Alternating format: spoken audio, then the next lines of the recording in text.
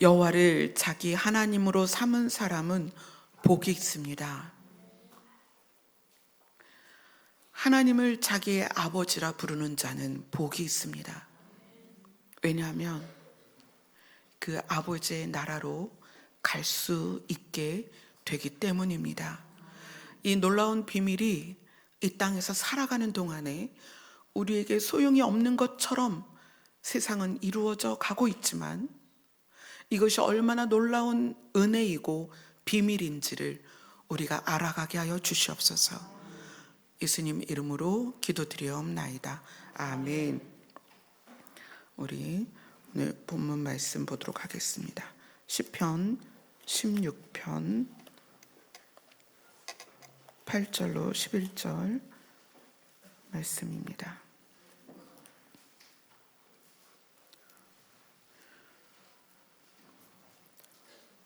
시편 16편 8절로 11절 말씀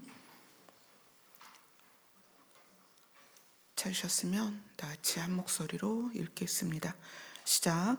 내가 여호와를 항상 내 앞에 모시며 그가 나의 오른쪽에 계심으로 내가 흔들리지 아니하리로다. 이러므로 나의 마음이 기쁘고 나의 영도 즐거워하며 내 육체도 안전히 살리니 이는 주께서 내 영혼을 스올에 버리지 아니하시며 주의 거룩한 자를 멸망시키지 않으실 것임이니이다. 주께서 생명의 길을 내게 보이시리니 주의 앞에는 충만한 기쁨이 있고 주의 오른쪽에는 영원한 즐거움이 있나이다. 아멘.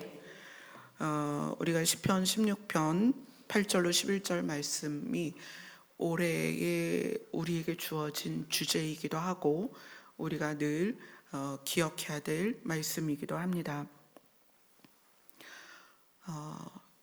내가 여호와를 항상 내 앞에 모신다는 것, 그것은 하나님을 인식하고 인정하고 받아들이고 그분의 영향을 받겠다는 내 의지입니다. 여러분이 교회를 다니시면서 물론 여러 가지 소원을 하나님 앞에 드리기도 하고 우리의 바람을 하나님께 올려드리기도 하지만 문제는 정말 하나님이 내 앞에 계신 것처럼 인식이 되냐는 거예요. 오늘 다윗은 그렇게 표현해요. 내가 여호와를 항상 내 앞에 모시고 있다. 그분이 내 앞에 계신 것을 나는 항상 인식하고 있다. 그리고 나는 그분이 옳다고 생각한다. 그래서 그분은 나의 오른쪽에 계시다. 그분이 나의 기준이다. 그분이 내가 어떤 가치관을 세우는 데 있어서 행동을 하는 방향성에 있어서 그분이 오른쪽이다. 그런데 그렇게 살으니까 내가 흔들리지 않더라. 이것이 단번에 짧은 시간에 되지는 않아요. 경험을 통해서 계속 이루어집니다. 우리의 육체에 익숙한 또 경험되어서 나에게 차곡차곡 쌓여진 나의 데이터가 있어요. 그래서 보통 우리의 생각은 말과 행동으로 옮겨지기 전에 내 안에 있는 데이터를 씁니다. 내가 그것을 공부를 했건 또는 경험을 했건 또는 타고난 기질이던 어떤 상황에서 나에게 쌓여있는 데이터를 가지고 말과 행동을 한다는 거예요. 근데 다윗이 하나님을 내 앞에 모시고 나서 하나님이 우리에게 알려주시는 가치와 기준이 가장 옳다는 것을 깨닫고 내 데이터를 쓰는 게 아니라 하나님이 우리에게 말씀하시는 것을 쓰기 시작했더니 실제로 마음과 생각이, 삶이 흔들리지 않더라. 이걸 계속 거듭 경험해 가는 거예요. 하나님을 믿고 바로 되는 게 아닙니다. 경험하는 거예요. 처음엔 내 데이터를 썼다가 그 다음에 하나님이 우리에게 알려주신 걸 썼다가 왔다 갔다 하면서 실패와 성공, 하나님이 말씀하신 것이 내 인생을 이끌어가는 것에 대하여 경험하면서 그것이 다윗 안에 고백이 된 거예요. 난 이렇게 살아. 하나님이 나의 오른쪽이야. 나는 그분의 말씀대로 살 거야. 그분의 말씀대로 했더니 내가 어떤 상황에서도 요동치 않고 살아가는 법을 배웠어. 이것을 이제 우리에게 이야기를 하는 거예요. 이러므로 하나님을 나의 오른쪽에 모셔서 그분의 가치와 그분의 말씀을 내가 받아들여서 그렇게 살아냈더니 마음이 기쁘고. 아멘. 저는 여러분들이 마음이 기뻤으면 좋겠어요. 저는 여러분들의 마음이 행복했으면 좋겠어요. 저는 여러분의 마음이 평안했으면 좋겠어요. 그러니까 예수님이 부활하시고 나서 제자들을 만나실 때에 제자들의 상황이 어땠냐면 예수님과 3년 반을 동고동락했잖아요. 같이 먹고 같이 자고 같이 길을 가고 같이 전도하고 같이 기적을 바라보고 그 현장에 있었단 말이에요. 근데 예수님이 십자가에 매달리시는 그 과정을 제자들이 보면서 다 도망갔어요. 다 도망가고 예수님이 부활하신 그것을 무덤에서 예수님의 시신이 사라지고 그리고 예수님이 부활하신 걸 알았지만 제자들은 다 자기의 고향으로 돌아가고 자기의 본업을 향해 찾아갑니다.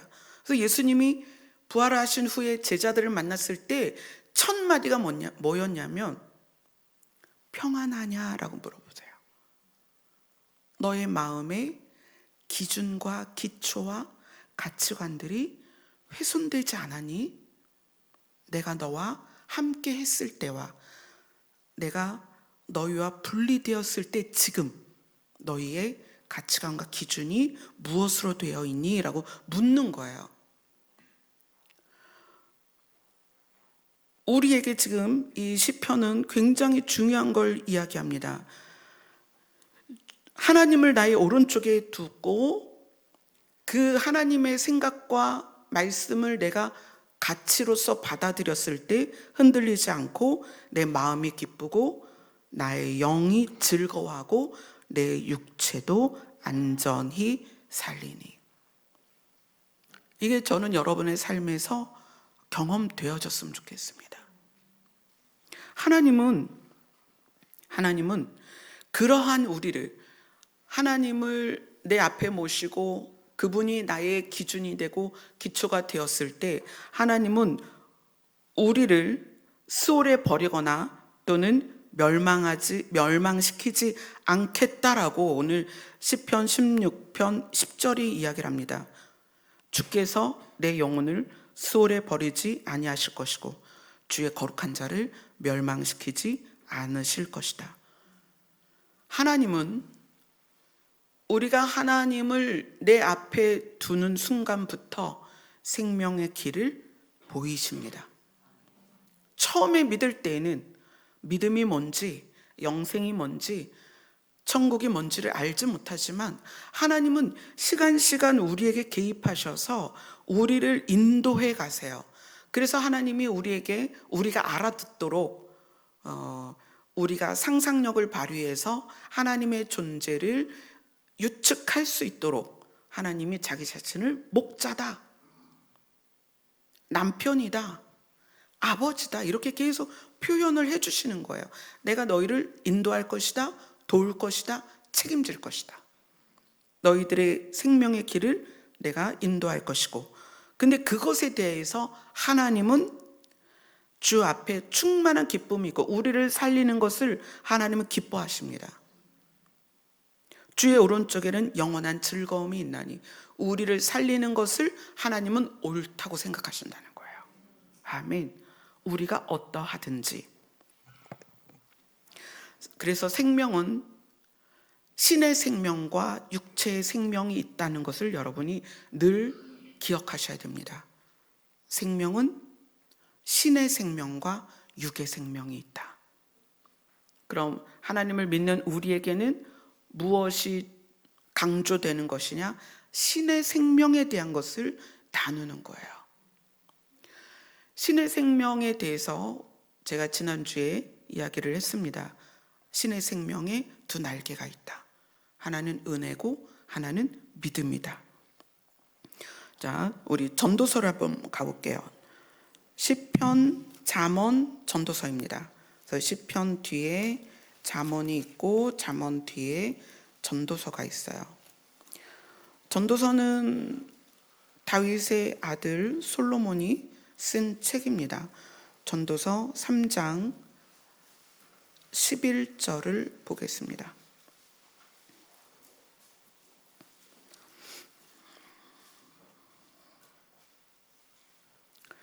전도서 3장 11절을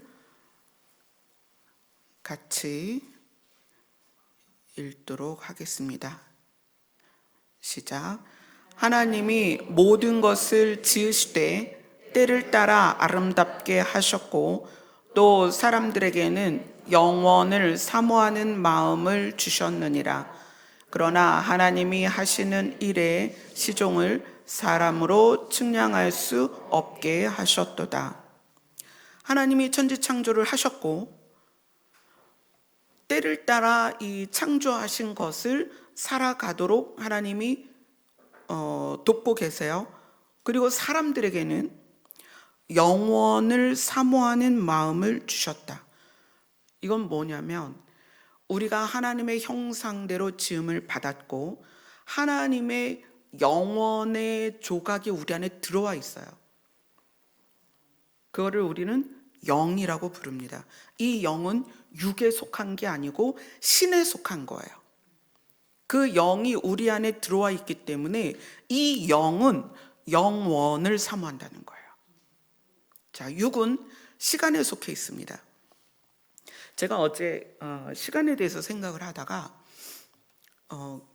그런 말씀 드렸죠. 영원하다는 것은 시간이 긴 게 아니고 시간이 없는 거다 아예. 그죠? 그래서 하나님의 숨 조각, 하나님의 생명, 신의 생명의 조각인 영이 우리 안에 들어와 있기 때문에 솔로몬이 이야기를 하는 거예요. 사람들에게는 영원을 사모하는 마음이 있다. 영원을 그리워한다. 영원을 바라보고 있다. 왜냐하면 내 안에 하나님의 숨의 조각, 그 생명의 조각이 들어있기 때문에 우리 안에는 영이 있습니다. 그래서 이 영은 시간 안에 사는 것이 아니라 영원한 존재이기 때문에 영원을 사모하는 거예요. 자, 시간이라는 것이 지금 우리가 2025년인데 그런 시간이 굉장히 길게 예수님 이후에 쭉 2000년이 넘게 지나왔어요. 그 시간이라는 걸 어제 제가 곰곰이 묵상하는데 여러분 시간이 뭐예요? 시간이 흘러간다. 시간이 지나간다. 이렇게 생각을 하는데 가만히 생각해 보니까 시간이라는 거는 사람이 만든 개념이에요. 그러니까 뭐냐면 지구가 한 바퀴 돌면 이게 뭐죠? 하루죠, 하루. 그러니까 지구가 한 바퀴 도는 것을 하루라고 하고 지구가 공전, 태양을 한 바퀴 도는 거를 1년이라고 하죠. 근데 가만히 생각해 보면 지구는 매일 돌잖아요.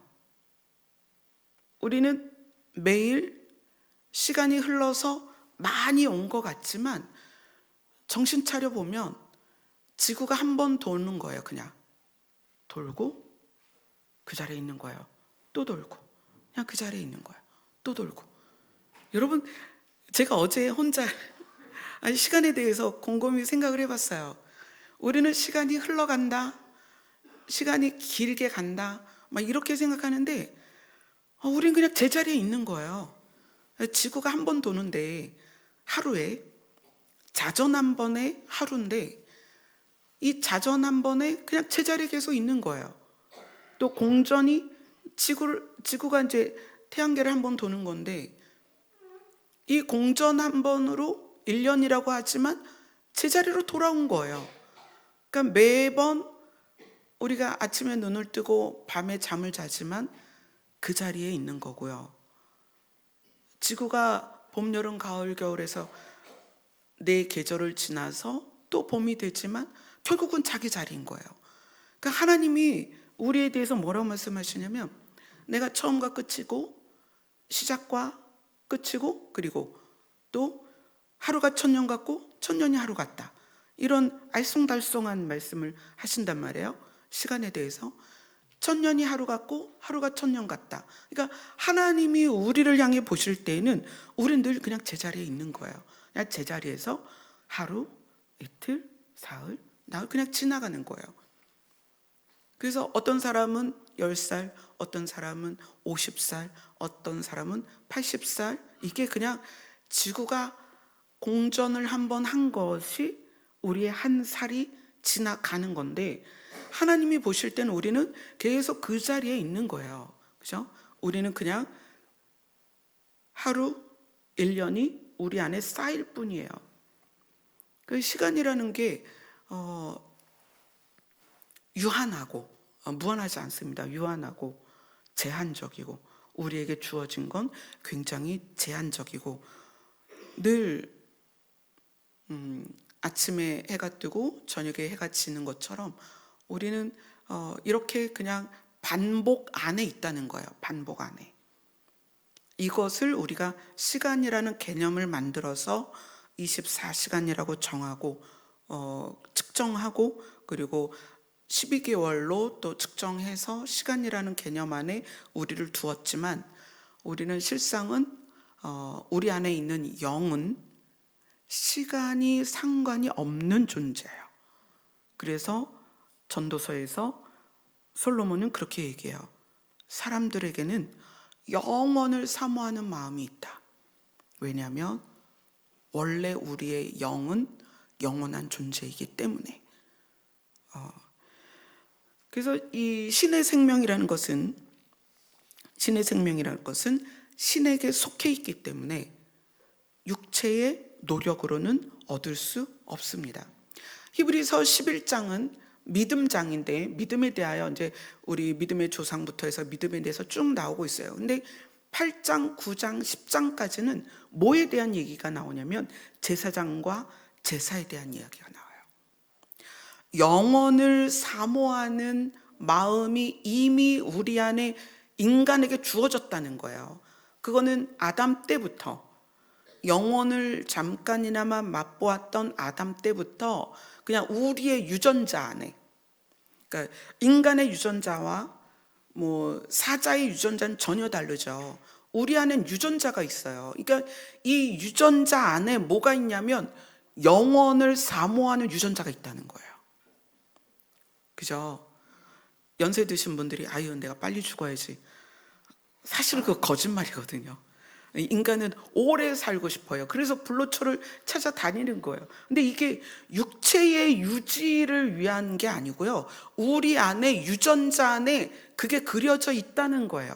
왜냐하면 이미 우리는 그렇게 하나님께서 만드셨고, 하나님의 그 영, 신성의 조각이 우리 안에 들어와 있기 때문에 이 영은 죽지 않는 존재라는 걸 알아요. 그래서 영원한 것을 사모하고 있고, 이 유전자 안에 그게 들어있기 때문에 오래 살기를 바란다는 거예요.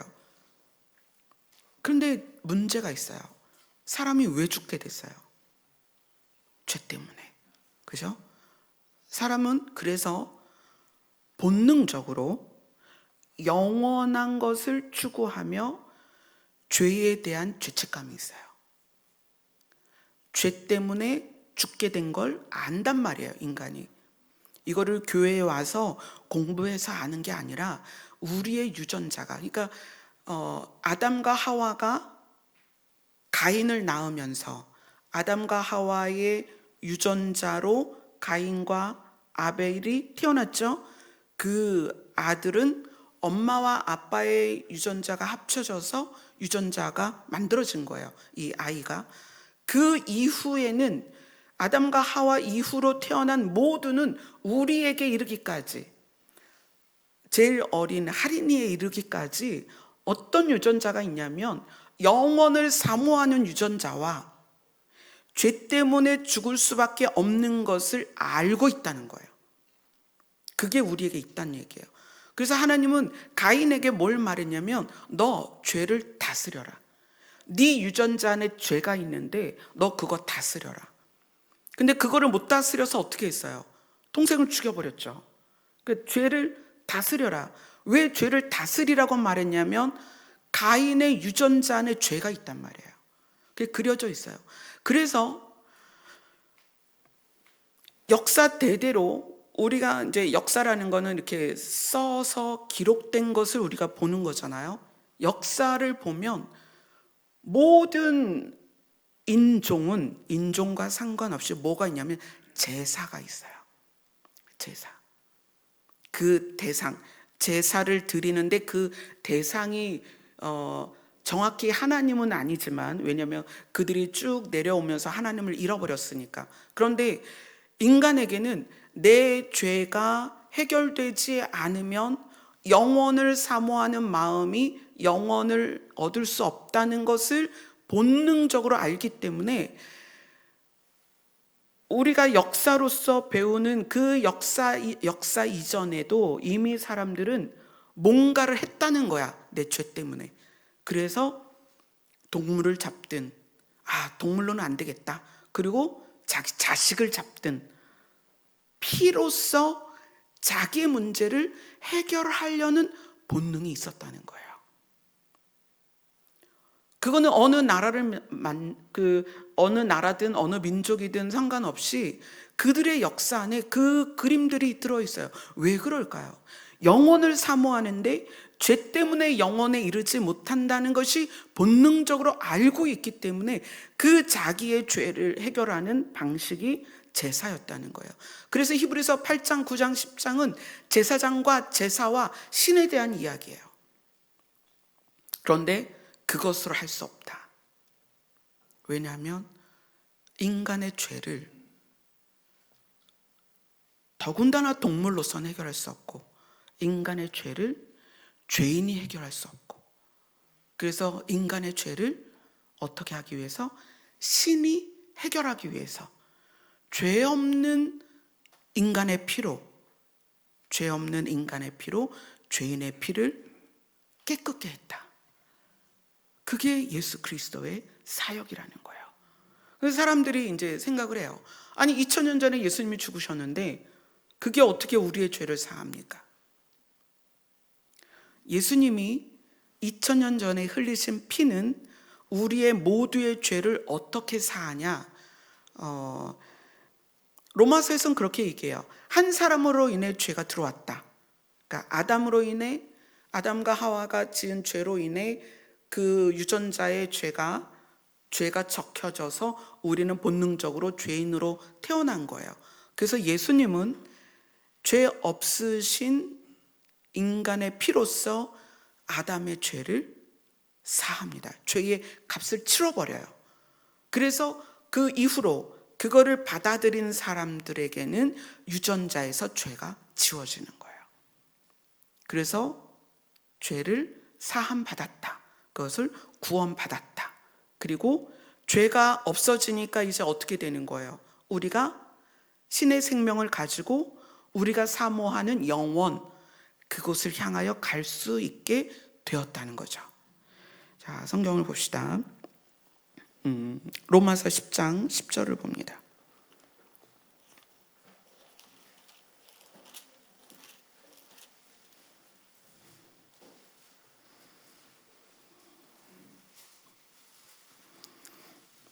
로마서 10장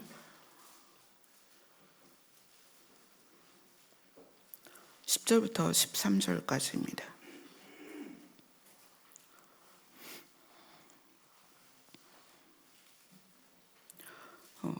구 9절부터 읽을게요. 9절부터 13절까지 쭉 읽겠습니다. 로마서 10장 9절부터 13절입니다. 시작. 내가 만일 내 입으로 예수를 주로 시인하며 또 하나님께서 그를 죽은 자 가운데서 살리신 것을 내 마음에 믿으면 구원을 받으리라. 사람이 마음으로 믿어 의에 이르고 입으로 시인하여 구원을 이루느니라. 성경에 이르되 누구든지 그를 믿는 자는 부끄러움을 당하지 아니하리라 하니 유대인이나 헬라인이나 차별이 없음이라. 한 분이신 주께서 모든 사람의 주가 되사 그를 부르는 모든 사람에게 부요하시도다. 누구든지 주의 이름을 부르는 자는 구원을 받으리라. 이 구원에 이르고 구원을 받는다는 것은 우리 유전자 안에 있는 죄, 그것이 지워진다는 거예요. 네, 그것이 2000년 전에 죽으신 예수님의 피로 가능하냐? 한 사람으로 인해 죄가 들어왔듯이 한 사람이 그 죄의 값을 치루어서 우리의 유전자가 바뀌었다는 거예요. 아멘. 그것을 믿으면 우리는 죄가 사해지고 의롭게 되는 것입니다. 자, 에베소서로 갑니다. 로마서 뒤에 있습니다. 고린도전서, 갈라디아, 그 다음에 에베소입니다. 에베소서 1장 7절.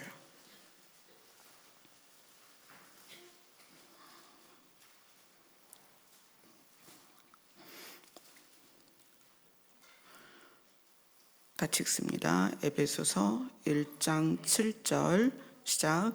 우리는 그리스도 안에서 그의 은혜의 풍성함을 따라 그의 피로 말미암아 속량 곧 죄사함을 받았느니라.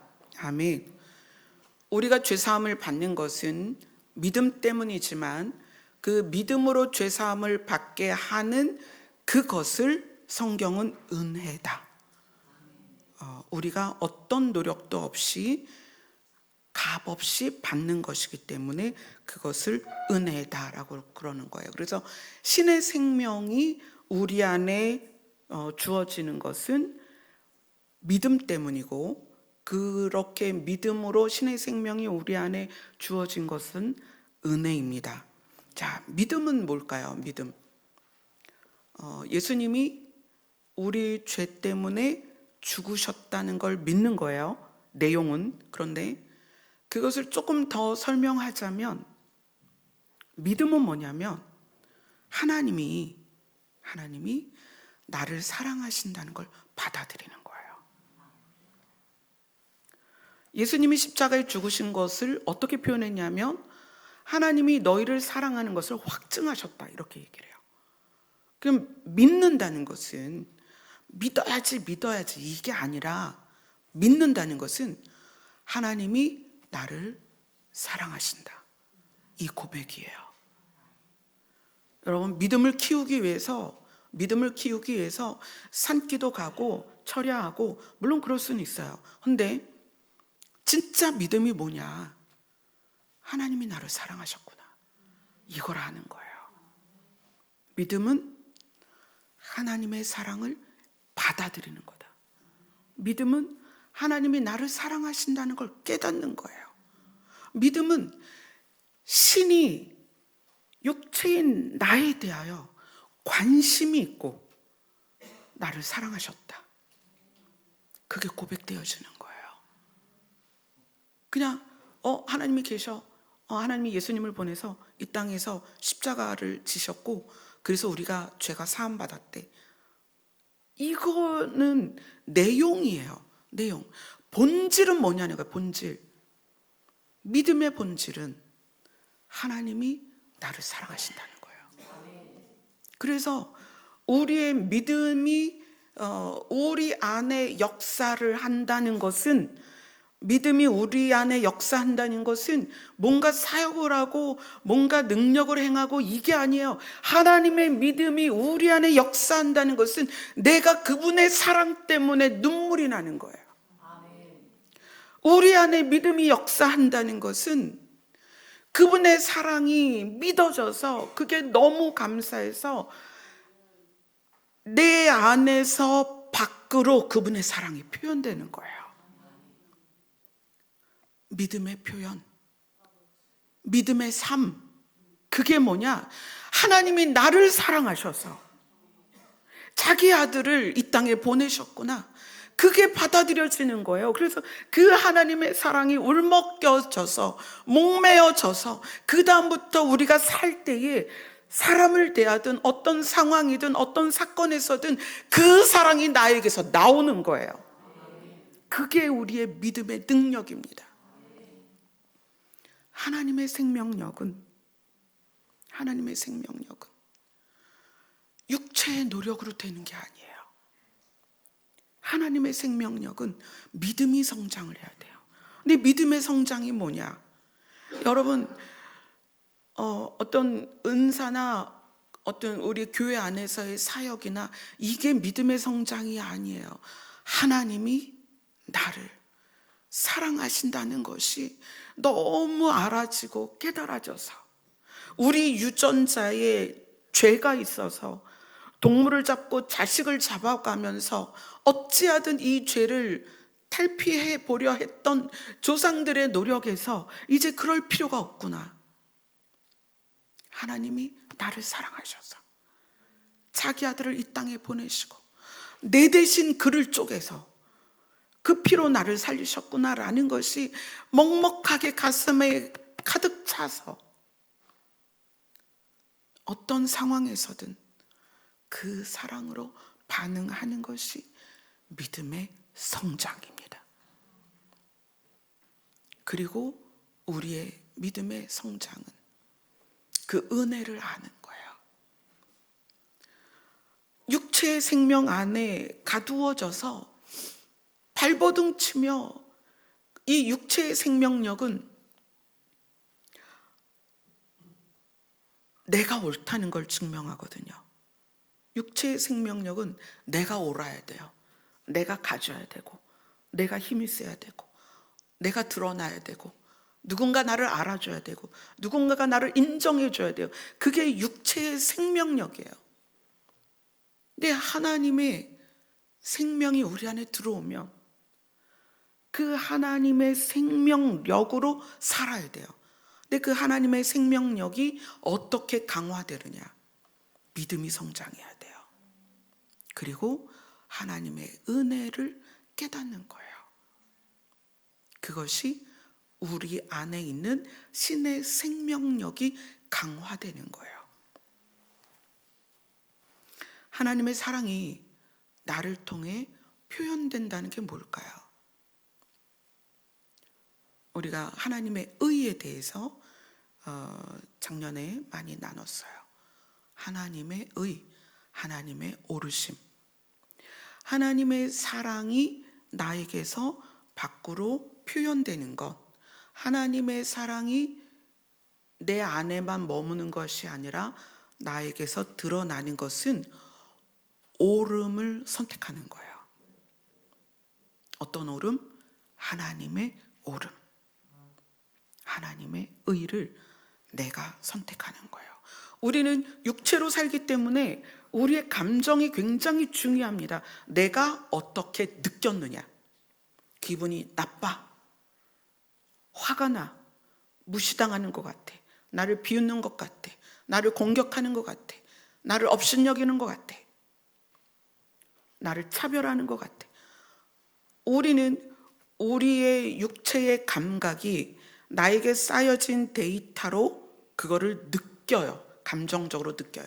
근데 보통은 감정적으로 느낀 것을 기반으로 말을 하고 행동을 한다는 거예요. 우리는 그렇게 보통 하죠. 저는 여러분이 느낌 자체를 느끼지 말라는 게 아니에요. 우리는 육체에 지금 있기 때문에 어떤 상황에서든 우리에게는 느낌이 생겨요. 그게 옳든 틀리든 우리에게는 느낌이 있습니다. 감정이 생겨요. 근데 그 감정이 생겼을 때 감정으로 행동을 할 것이냐, 그 감정에서 하나님의 옳음으로 가서 행동할 것이냐는 이제 우리의 선택이라는 거예요. 단번에 되지 않습니다. 이건 우리가 인식을 해야 돼요. 노력을 해야 돼요. 시작은 어렵습니다. 그렇게 되기 어려워요. 우리는 다 우리 안에 쌓여진 데이터로 우리가 느낀 감정에 의해서 말하고 우리가 느낀 감정에 의해서 행동을 하는 게 당연해요. 그러나 우리가 하나님을 믿었다면, 그래서 그 믿음이 하나님의 사랑을 받아들여서 그 은혜를 깨달았다면 이제는 우리 안에서 그 하나님의 사랑이 나가야 되는데, 그 하나님의 사랑이 나가는 게 무엇이냐? 옳은 걸 선택한다는 거예요. 내가 생각해서 옳은 것은 육체를 강하게 합니다. 그래서 내 주장이 강한 사람은 내가 옳다고 느끼는 거예요. 그런데 우리의 신의 생명력은 하나님이 옳다고 생각하는 거예요. 그래서 하나님의 옳음을 가지고 선택하고 말하고 행동하는 거예요. 쉽지는 않지만 우리가 그렇게 가야 됩니다. 그래야 우리 안에서 육체의 생명력과 신의 생명력 중에 신의 생명력이 강화된다는 거예요. 갈라디아서로 갑니다. 우리 에베소서 바로 앞이에요. 에베소서 앞에 갈라디아서 2장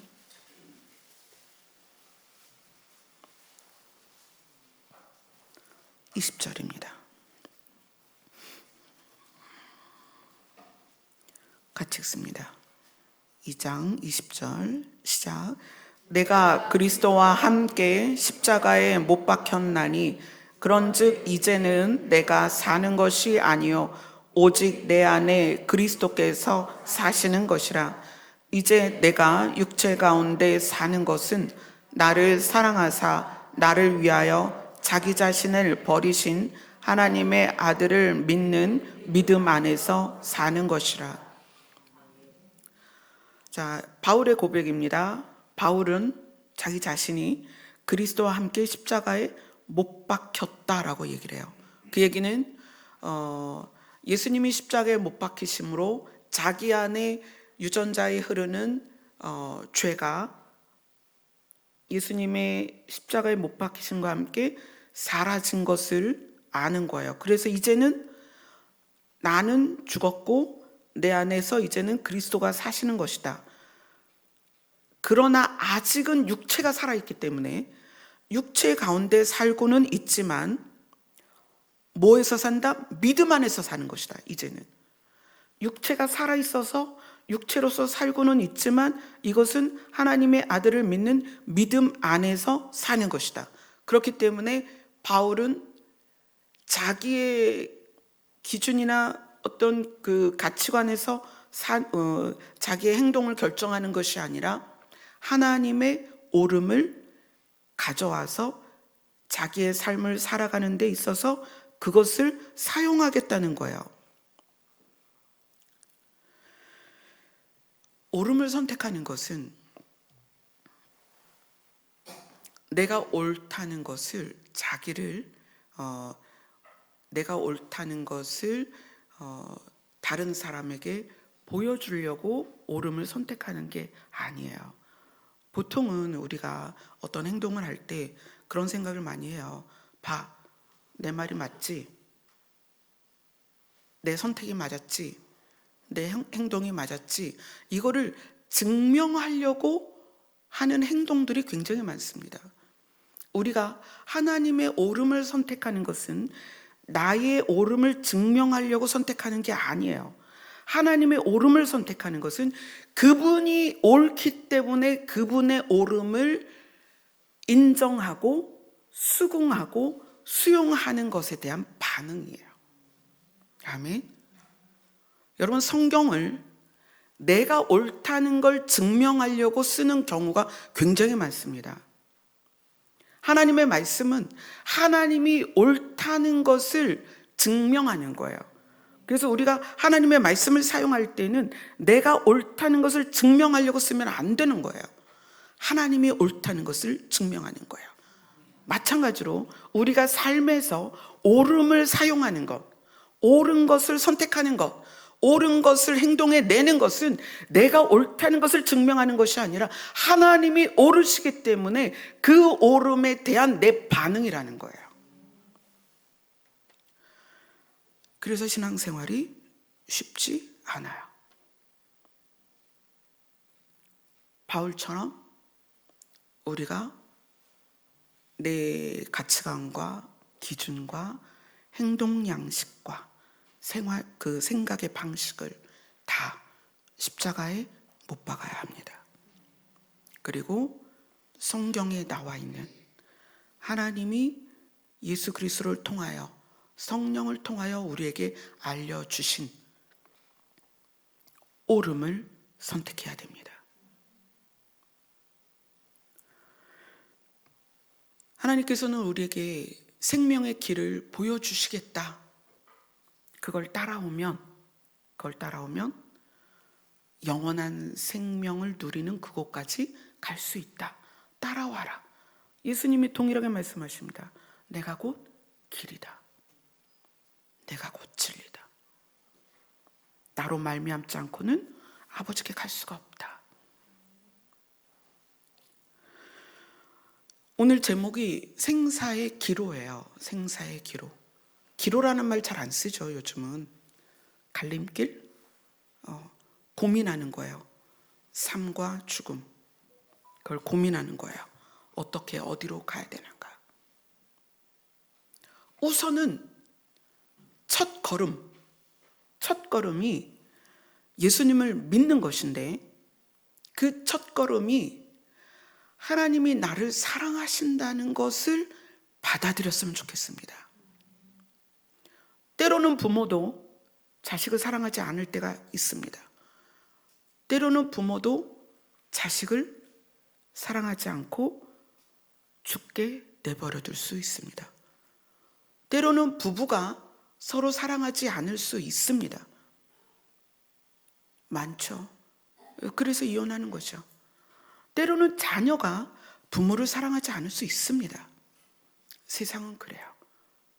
하물며 그 안에서도 사랑하지 않는데 그 밖의 관계에서 어떻게 진짜 사랑이 있을까요? 없습니다.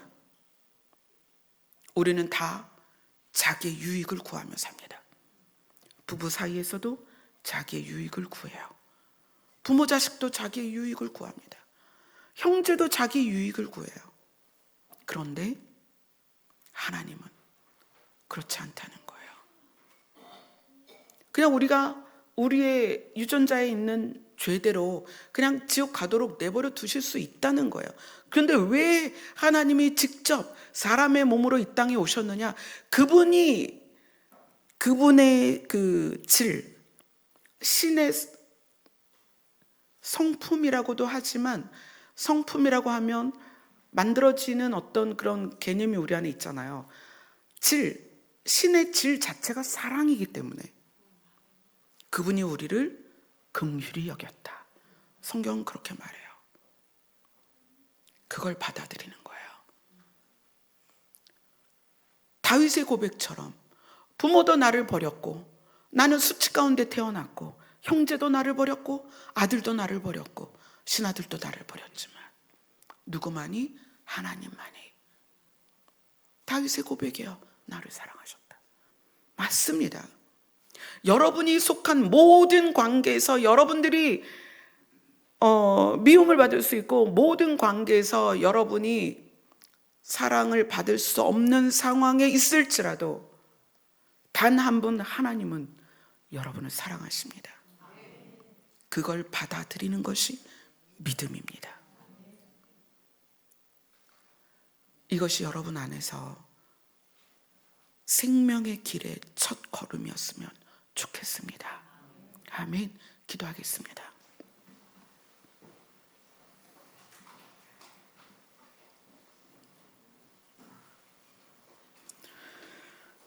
하나님이 나를 사랑하신다는 것이 내 마음 안에서 분명하게 마음에 새겨지기를 소원합니다. 여기 모여서 예배를 드리는, 또 인터넷을 통해서 유튜브로 예배를 드리는 모두가, 또 이 지구상의 교회라는 조직과 또 교회를 조직할 수 없는 곳에서, 가정에서, 또는 아무도 모르는 어두운 곳에서 예배를 드리는 그 한 사람에게도 하나님이 그를 사랑하신다는 믿음이 신의 생명의 첫 걸음이 될 수 있도록 도와주시옵소서. 예수님 이름으로 기도드리옵나이다. 아멘. 십자가에서 하나님의 사랑을 확증하신 어린 양 예수님을 찬송하겠습니다.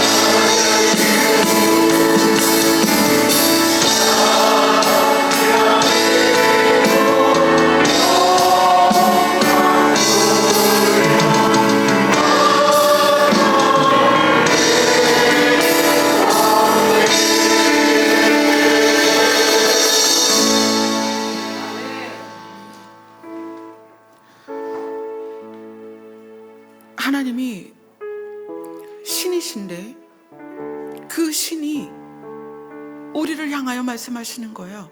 내가 너를 사랑한다. 그거를 좀 받아들였으면 좋겠다. 세상이 너를 버려도, 부모가 너를 버려도, 아내와 남편이 너를 버려도, 자식이 너를 버려도 나는 너를 사랑한다. 그래서 내가 내 아들을 내어주었다. 너를 위해서. 오늘 기도 시간을 통해서 나를 사랑해서 피 묻은 눈으로 우리를 바라보시는 그 주님을 대면했으면 좋겠습니다. 여러분의 믿음의 시작은 그분이 나를 사랑한다는 걸 깨닫는 것부터예요. 우리의 믿음의 시작은 그분이 자기 아들을 희생해서라도 나를 살리시겠다는 그 사랑에서 시작이 되는 거예요. 주님이 여러분 앞에 계십니다.